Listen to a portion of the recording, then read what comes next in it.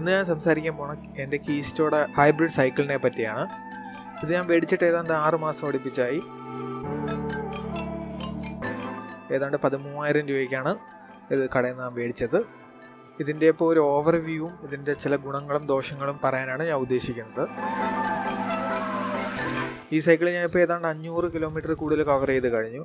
അപ്പോൾ എൻ്റെ ഇത്ര നാളത്തെ എക്സ്പീരിയൻസ് വെച്ചൊരു റിവ്യൂ ചെയ്യാനാണ് ഞാൻ ഉദ്ദേശിക്കുന്നത്. പിന്നെ ആക്സസറീസ് എല്ലാം കൂടെ ചേർത്ത് ഒരു 3,000 രൂപയും കൂടെ എക്സ്ട്രാ ആയിരുന്നു. ഈ ആക്സസറീസിനെ പറ്റി മാത്രം ഒരു വീഡിയോ ഞാൻ ഇത് കഴിഞ്ഞ് ചിലപ്പോൾ ചെയ്യും. ആദ്യം ഇതിൻ്റെ ഒരു ഓവർവ്യൂവും പിന്നെ ചില നല്ല ഗുണങ്ങളും സംസാരിക്കാം. സോ ആദ്യം ഇതിൻ്റെ ഹാൻഡിൽ ബാർ എന്ന് പറഞ്ഞാൽ സ്ട്രെയിറ്റും ആണ്. അതിൻ്റെ ഫിനിഷിംഗ് എല്ലാം നല്ല നൈസാണ്. ശ്രദ്ധിച്ച് നോക്കിയാൽ അറിയാൻ പറ്റും.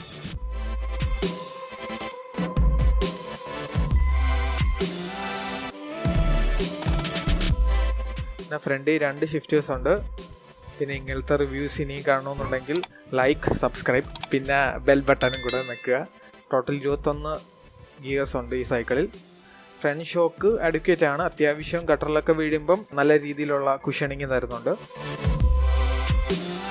പിന്നെ ഇതിന് ഫ്രണ്ടിൽ ഡിസ്ക് ബ്രേക്ക് ഉണ്ട്. ഇത് മെക്കാനിക്കൽ ടൈപ്പാണ്. അതുകൊണ്ട് മഴ സമയത്താണ് ഇതിൻ്റെ ഒരു ഗുണം പ്രത്യേകിച്ച് അറിയാൻ പറ്റുന്നത്. അല്ലാത്ത സമയം സാധാരണ ഡ്രം ബ്രേക്ക് കണക്കാണ് വർക്ക് ചെയ്യുന്നത്. സാധാരണ സബ് 20 റേഞ്ചിലുള്ള സൈക്കിളിലെല്ലാം ഈ ടൈപ്പ് മെക്കാനിക്കൽ ബ്രേക്കാണ് വരുന്നത്.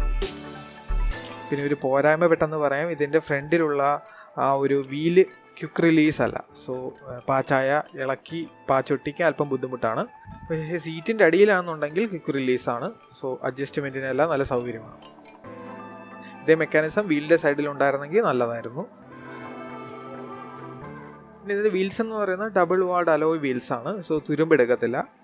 മാത്രമല്ല ഡബിൾ വാൾഡ് ആയതുകൊണ്ട് അത്യാവശ്യം ഷോക്കൊക്കെ റെസിസ്റ്റ് ചെയ്യാൻ അതിന് പറ്റും. പിന്നെ ഓവറോൾ ബോഡി എന്ന് പറയുന്നത് നല്ല ഫിനിഷിംഗ് ആണ്. പെയിൻറ്റ് വർക്കൊക്കെ നല്ല കൊള്ളാം.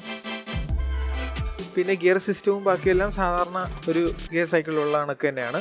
21 ഗിയർ സിസ്റ്റം ഉള്ള എല്ലാ സൈക്കിളിലും ഉള്ള കണക്ക് തന്നെയാണ്. ബട്ട് ഓവറോൾ ആയിട്ടുള്ള അവിടുത്തെ ആ ഗിയർ സിസ്റ്റം മൊത്തത്തിൽ കീസ്റ്റോ തന്നെ നിർമ്മിച്ചിരിക്കുന്നതാണ്, ഷിമാനോയുടെ അല്ല. സോ അതിൻ്റേതായിട്ടുള്ള ചെറിയ പോരായ്മകളുണ്ട്. പക്ഷെ അത് കോസ്റ്റ് റിഡക്ഷൻ ആയിട്ട് അവരങ്ങനെ ചെയ്തതെന്നാണ് എനിക്ക് തോന്നുന്നത്.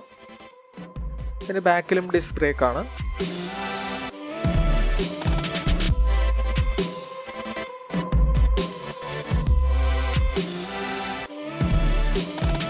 ഇനി ഇതിൻ്റെ കുറച്ച് പോരായ്മകളെ കുറിച്ച് കൂടെ ഒന്ന് സംസാരിക്കാം.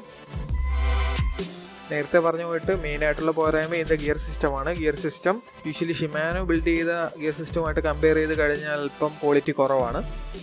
പിന്നെ ഫ്രണ്ടിലുള്ള സെക്കൻഡ് ഗിയറിൽ നിന്ന് തേർഡ് ഗിയറിലോട്ടൊക്കെ ചേഞ്ച് ചെയ്യുമ്പോൾ ചെറിയൊരു പ്രശ്നമുണ്ട് ബാക്കി സൈക്കിളുമായിട്ട് കമ്പയർ ചെയ്യുമ്പോൾ. പക്ഷെ അത് ശീലമായിക്കോളും. കാര്യം അതിന് പ്രത്യേക ഒരു സ്റ്റൈലിൽ ഗിയർ മാറ്റണം.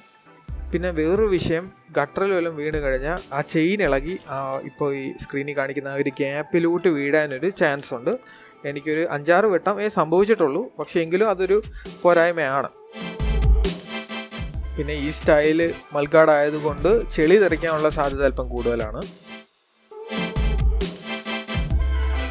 എന്തായാലും ഇതിൻ്റെ ഏറ്റവും വലിയ പോരായ്മ എന്ന് പറയുന്നത് ഈ ഗിയർ സിസ്റ്റം തന്നെയാണ്. അത് ഷിമാനോടെ ആയിരുന്ന അല്പം കൂടെ നല്ലതായിരുന്നതിനെ.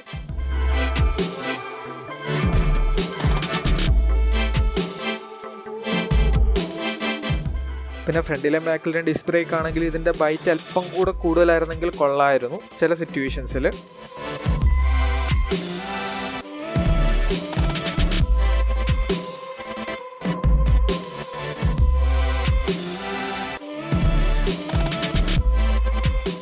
പിന്നെ ഇപ്പോഴത്തെ ഒരു സിറ്റുവേഷനിൽ വേറെ പോരായ്മയെന്ന് പറയാൻ പറ്റുന്നത് ഇതൊരു ചൈനീസ് കമ്പനിയാണ്.